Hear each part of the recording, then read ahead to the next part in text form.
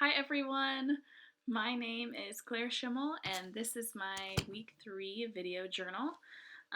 This week I'm mostly going to be talking about things from chapter 3 from our class textbook.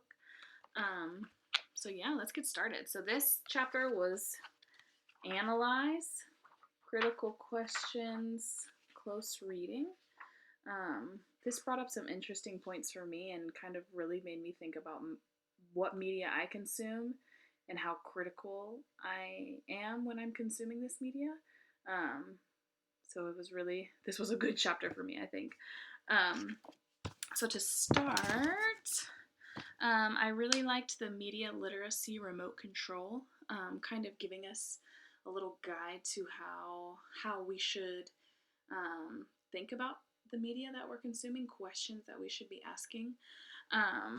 At the bottom, it has like the true, false, what's accurate and inaccurate about this message, who's making money from this message, how does this message relate to my values? These are such good questions that I know I don't ask myself enough, especially with the amount of media that I consume on a daily basis. So then thinking about myself, I was thinking about younger students, middle school, high school, even elementary school, I'm sure these days. And it made me think of like social media and how these platforms can have such an effect on young people these days. So I think as educators, that's a part of our job is to teach students how to consume media in a healthy way, take in things that are going to benefit us and not hurt us, our self-esteem, things like that. Especially, young people are so impressionable, and it's just a hard period of time to go through when you have all of this stuff coming at you. So that whole remote control made me think of that. I also liked the part that was talking about asking closed-ended questions, and how if a teacher is always asking closed questions, that the class could actually get used to those questions and kind of shut off that part of their brain that's going to take the answer further or the discussion further. So it's really important that we're monitoring the questions that we're asking to make sure we're making them expand on those thoughts, expand, or they're going to get to the point where if it's not a yes or no cut and dry kind of thing, they're going to be like, well, I don't know how to answer this, right? So that's something to keep in mind, to vary the questions. That was a good point for me to remember, I think. All right. Page 55. It says here, the media are actively involved in processes of constructing or representing reality rather than simply transmitting or reflecting it. Like I said at the beginning, this chapter was really eye-opening for me and how I consume media. And I know that I need to be more critical of what I'm consuming. Especially these days, I am not currently in the United States. I'm in South Korea, so with everything going on back home, I feel like my media consumption has doubled, and I think there's so much happening, so much, like I just can't even begin to think about all the things I see on a daily basis, and I don't think it's just getting started, especially until November, until this next election happens. And I'm also seeking out more information because I'm not at home. So I really do need to be more critical of what I'm consuming, definitely. This was eye-opening for me to read.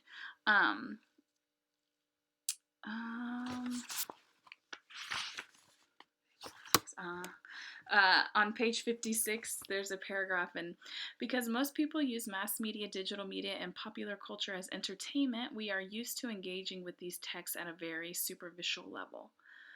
That is me to a T. I consume all of these things on Instagram, on Twitter, on Facebook, a BuzzFeed article, and I'm not taking it any further than this surface level, and I really need to really dive in and think about it more. Because these things are affecting me and I'm not even really realizing it. And I'm like, well, now I realize, well, Claire, if you can't understand that, how are you ever going to teach students of how to really like deeply connect with these things that we're consuming?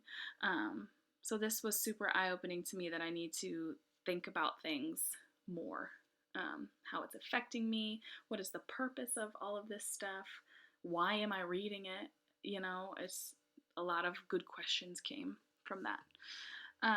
So then on page 57, the 5 critical questions chart, I'm like, this is something I could use when I'm sitting on Facebook one day looking at stuff or reading an article from a magazine or listening to a podcast, things that I need to do to evaluate. Because I think I need to monitor my social media thing, not media, but all media in general, before I can teach it well or teach students how to consume it in a good way, right? So lastly, I would say something I'm working on for myself is not taking everything at face value, because I have a tendency to do that. I need to look at things more critically, thinking more about what the author's intentions are, and also getting into the right mindset when I'm consuming media. I know that if I sit down and I'm going to watch a documentary, I kind of get myself ready for that documentary, right? I'm thinking more critically. My mind is open to ideas or whatever I'm going to watch. I'm like prepping myself for it, but I need to have that mindset when I'm in my daily reading a book, reading a magazine, that kind of thing. Just being more aware when I'm consuming things. So that's what I learned this week, is to be more open-minded and more aware of my media consumption, and how to be more critical of it, I think, is my big takeaway for the week. Yeah, so that's what I learned. Thanks for watching. Bye.